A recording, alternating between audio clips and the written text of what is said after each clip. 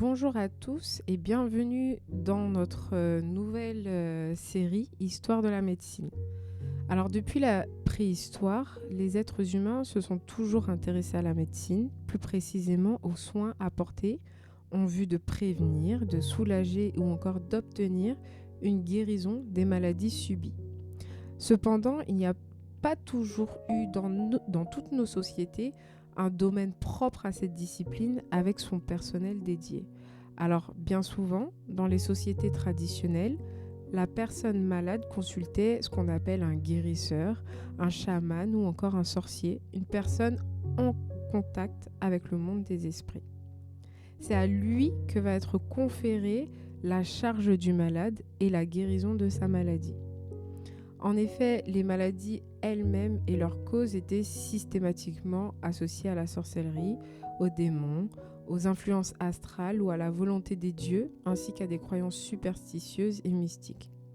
Toutefois, dans tous les cas pratiquement, les soins courants sont assurés par ce que l'on appelle la médecine naturelle basée essentiellement de plantes. Mais là encore, sa pratique va être influencée par les croyances que va professer le groupe, notamment sur la nature. Au fil des siècles, bien que ces idées restent largement répandues, la médecine devient de plus en plus étrangère aux pratiques mystiques et magiques. En parallèle, la santé apparaît comme un objet de recherche et un objectif à atteindre. Et enfin, on a la montée en puissance de la médecine scientifique au cours du dernier millénaire qui a relégué bon nombre de croyances théologiques et métaphysiques au second plan et les considérant comme obsolètes. Finalement, nous nous retrouvons face à deux types de croyances. La première, celle que les maladies ne seraient associées qu'à des réalités spirituelles, sans tenir compte des phénomènes naturels.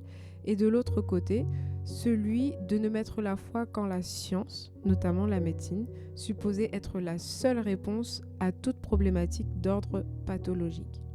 C'est dans ce contexte qu'arrive notamment la construction de nos différents centres hospitaliers. Alors tout au long des différents épisodes que nous vous proposerons, tout d'abord, nous tenterons à la lumière des Écritures, bien sûr, de mieux comprendre ce qui a trait aux origines de la maladie, aux prises en charge du malade et surtout quelle est la pensée du Seigneur sur la pratique médicale. Et nous ferons également un point culture, puisque dans ce podcast, on va tenter également de vous faire découvrir des figures clés de chaque époque, des découvertes fortes au cours de l'histoire, leur impact, qu'il soit positif ou négatif, sur la société dans laquelle ces personnes, ces figures emblématiques vivaient.